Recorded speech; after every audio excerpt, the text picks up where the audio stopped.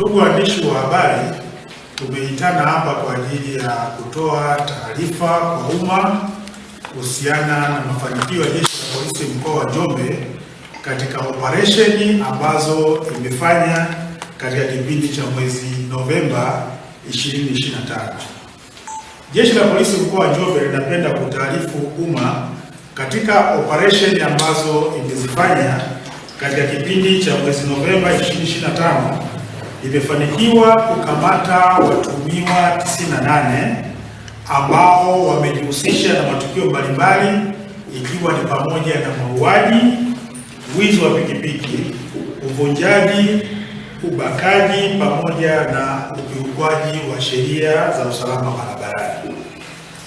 Katika kudhibiti matukio ya mauaji, Jeshi la Polisi mkoa wa Njombe limefanikiwa kuwakamata watuhumiwa wawili ambao wamefahamika kwa jina la Petro Alfred Mfugale, huyu ana miaka 35, na Benson Naftali Liambilo, miaka 35, wote wakazi wa Liamkena Makambako.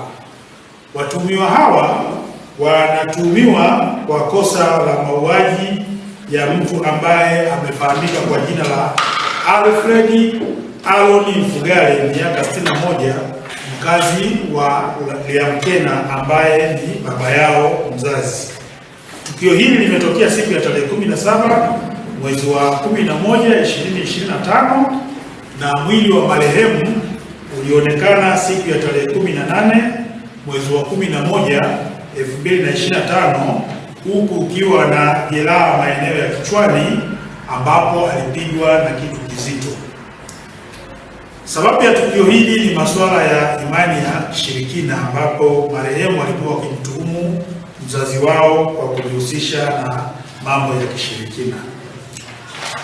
Lakini aidha, Jeshi la Polisi mkoa wa Njombe limemtia nguvuni mtu ambaye anafahamika kwa jina la Gerald Severini Wila, huyu ana miaka 40, ambaye anajihusisha na vitendo vya ubakaji kwa kuwavizia wanawake mapolini wakiwa wanakwenda mashambani.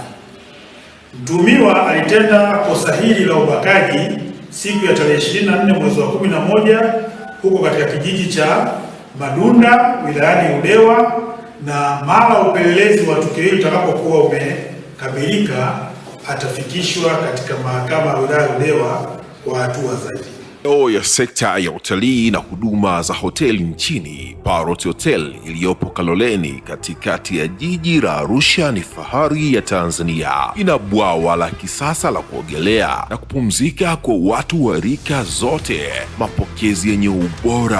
Hapa utapata kahawa safi na vinywaji baridi vya kila aina, lifti za kisasa za kupeleka kwenye floor 13 zenye vyumba zaidi ya 100, vyumba vya kulala vyenye mazingira salama na tulivu, vyenye joto la upendo na baridi ya starehe, kumbi za mikutano zenye vifaa vya kisasa, mazungumzo ya kitaifa na kimataifa, sehemu nadhifu ya chakula yenye kuleta hamu, vyakula vyenye viwango vya ubora wa afya. Baada ya uchovu wa kutwa nzima, kuna baa ya kipekee kwa jioni yako ya kukumbukwa. Karibu Parrot Hotel kuonja ladha mpya ya maisha.